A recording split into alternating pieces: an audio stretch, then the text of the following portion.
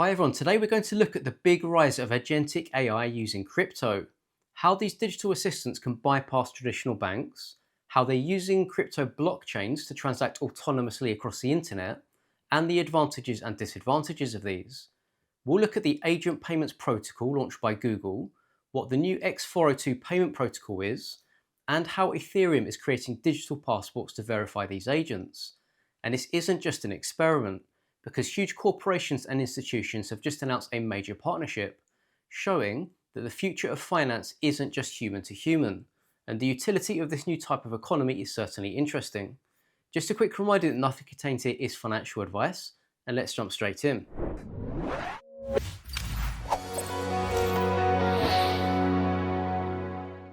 First, let's look at what an AI agent actually is, because they're very different from the basic chatbots that you can speak with online that simply answers your questions.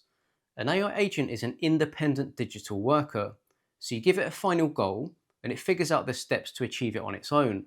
They can understand instructions, make their own decisions, and complete multi-step tasks independently. For example, you could ask an AI agent to find the cheapest flights to London for a specific date, and instead of just finding a list of links for you to click and research, the AI agent will actively book the ticket. It will navigate the website, select the seat, pay for the booking, and add it to your calendar. Or, in the financial world, they can be programmed to monitor decentralized markets. For example, they could actively execute complex trading strategies and move capital 24 hours a day. And there are huge companies building in this space to offer these services. For example, Alibaba, just to name one, recently launched Wukong, an AI native enterprise platform, and Axio Work for International Business Work, which are specifically designed to coordinate multiple AI agents across everyday business workflows, allowing these digital workers to autonomously manage inventory, update spreadsheets, and process invoices. And the reason large institutions are adopting this model is because these digital workers are cutting operational costs by up to 30%.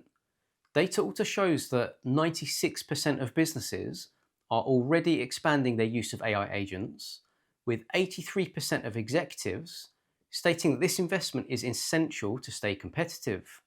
And the size of this emerging sector is significant for investors as well as companies, because research from Edgar Dunn and Company predicts that AI agentic commerce volume, so the money these bots will physically spend on behalf of consumers, will reach $1.7 trillion by 2030. However, these AI agents have a problem in that they can't open a traditional bank account because they don't have a human identity and can't pass KYC checks as they don't have passports, etc. as proof of identity. So AI agents are forced to bypass the traditional financial system. And that's exactly why agentic AI runs on crypto. Because to solve this, companies like Coinbase have launched Agentic Wallets, which give any AI agent a standalone, self-custodial crypto address, meaning they can independently hold funds and send payments using crypto networks.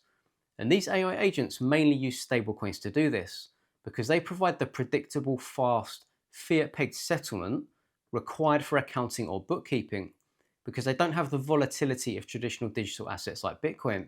The adoption of this specific technology is moving quickly, with over 13,000 AI agents registering on the Ethereum network in just one day, with Coinbase CEO Brian Armstrong recently predicting that there will soon be more AI agents than humans making transactions, and with CZ predicting that these agents will eventually make millions of times more payments than humans, which will use crypto. Just a reminder that I do offer one-to-one coaching to those who are genuinely looking to educate themselves in the crypto space, with there being links in the description to contact me and booking a free video call to see if we'd be a good fit. And just before we look at the infrastructure behind this, it's important to look at the benefits and the risks to giving AI autonomous financial control, because there are obviously the advantages of greater speed and efficiency, given that AI agents automate incredibly time-consuming manual tasks and are able to process large amounts of market data and streamline complex supply chains. For example, they can automate tasks like booking things or managing subscriptions, process lots of invoices instantly, and if we think about the financial sector, they could automate complex manual tasks like yield farming, rebalancing positions, identifying patterns or trends in a lot of data, or executing trades or actions faster than humans could. And given the increased efficiencies of AI agents, this reduces the need for manual labour and traditional fees, meaning that costs can be reduced. Also, they remove the emotional decision making from investing, which is the downfall for a lot of investors. So they simply follow their programmed logic and work in the background 24/7. However, there are disadvantages of agentic AI that we need to be aware of. Firstly, large language models, or LLMs, do occasionally hallucinate and generate false information or data, which could lead an agent to execute an incorrect trade, book the wrong flight, or another significant mistake in the final output that you're looking for. They also rely on the quality of the data that they're given. So if an AI agent accidentally uses manipulated or inaccurate market data, this could again lead to costly mistakes.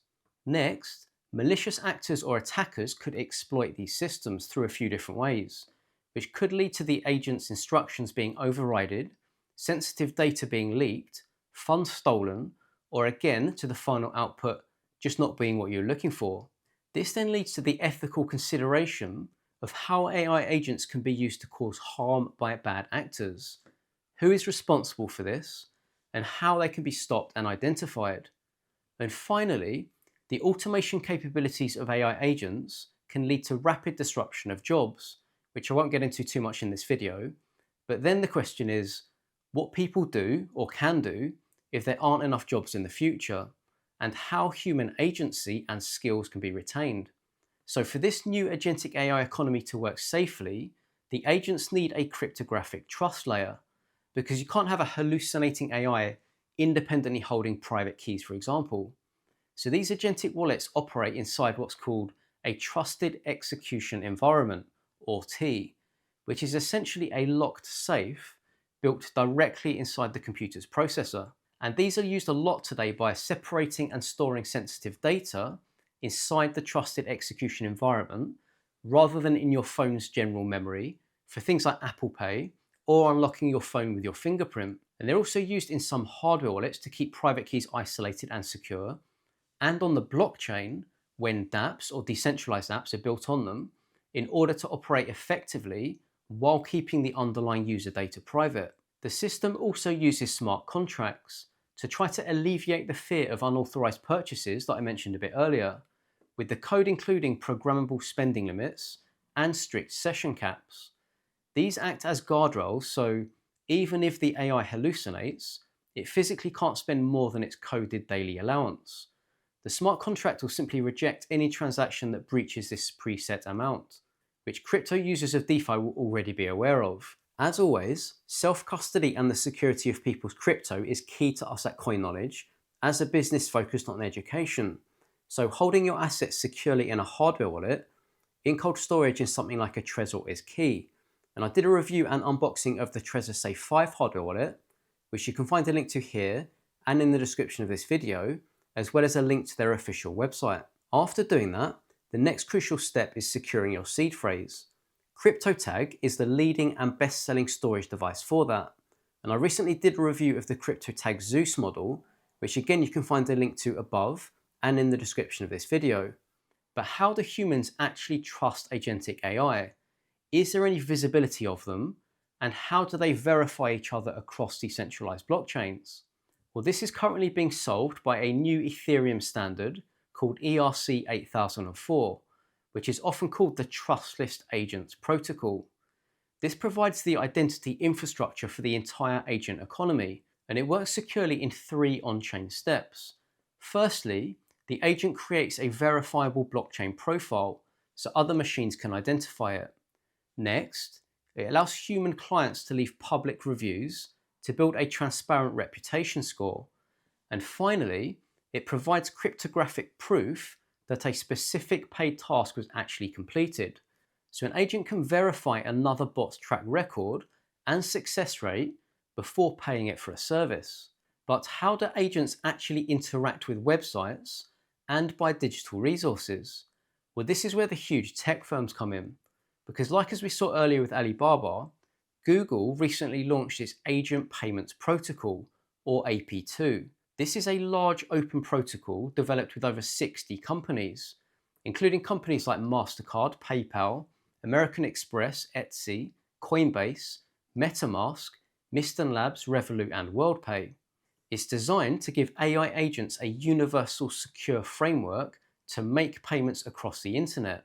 So instead of hitting a paywall and needing a human to type in a credit card number, the website server requests a payment natively in the background. The AI agent receives the payment request, automatically signs a secure digital contract known as a mandate, and executes the payment to unlock the digital resource. But Google's AP2 isn't just for traditional credit cards and bank transfers, because Google recently integrated a crypto extension into this protocol called X402, which was originally created by Coinbase and which allows agents to settle these AP2 transactions natively using stablecoins. This X402 standard is now being governed by the Linux Foundation, with Jim Zemlin, the CEO of the Linux Foundation, stating that the internet was built on open protocols. And given it's a non-profit, the Linux Foundation ensures that the X402 Foundation is a neutral, interoperable standard that's open to everyone, rather than being monopolized by the tech giants. And they're launching with a list of huge initial tech participants, including Amazon Web Services, or AWS, Google, Microsoft, Cloudflare, Stripe, and Circle, alongside the major traditional networks like MasterCard and American Express. But having just mentioned Stripe, we're also seeing the launch of frameworks like the Agentic Commerce Protocol, or ACP, which was recently co-developed by Stripe and OpenAI. This protocol simply acts as a secure bridge to legacy merchants like Shopify and Etsy. The main advantage here is that it allows an AI agent, like ChatGPT, to use people's existing credit cards, meaning that AI can buy a physical item for you from a normal retail website. But a human must physically click a button to authorize the final payment in the shopping cart or the equivalent. So because the transaction still takes place on the traditional card networks, the business will maintain its direct relationships with that customer. However, still relying on a human means that it isn't actually fully autonomous. So for buying physical products online, where the person can still check the shopping cart and then click to purchase, this more traditional AI system works well.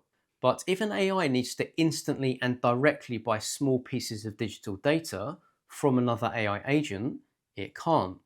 And this is where the X402 stablecoin extension comes in, because it's designed for fully autonomous AI businesses and smaller microservices. Traditional card networks like Visa, etc., struggle to support these because they charge minimum fees that make microtransactions impossible. And it's not viable to pay a fraction of a cent or a penny for data. Paying traditional blockchain network fees for every tiny API call is also prohibitive. But data from existing networks highlights the huge scale of the demand here, because AI agents already accounted for $31 billion in payment volume on Solana alone in 2025. And to make this all economically viable, the X402 protocol that we saw before is blockchain agnostic, so it supports fast networks like Base, Solana, and Polygon, where transaction costs are very small. So to end this video, the intersection of AI and crypto is accelerating rapidly. First, we can see that AI agents are becoming independent economic actors, but because they can't access traditional banking, they're running on crypto rails using stablecoins. Secondly, the announcement of the X402 Foundation provides a neutral open standard backed by massive players like Google, Microsoft, and Amazon Web Services, or AWS. And thirdly, chain agnostic networks are solving the high fees that are charged by legacy payment systems and providing the low cost efficiency required for millions of autonomous microtransactions. If you find this content interesting, please do like the video and subscribe to the channel, as it honestly makes a huge difference and just means we can continue to offer more content for you in the future. Thanks very much for watching, and I'll see you in the next video.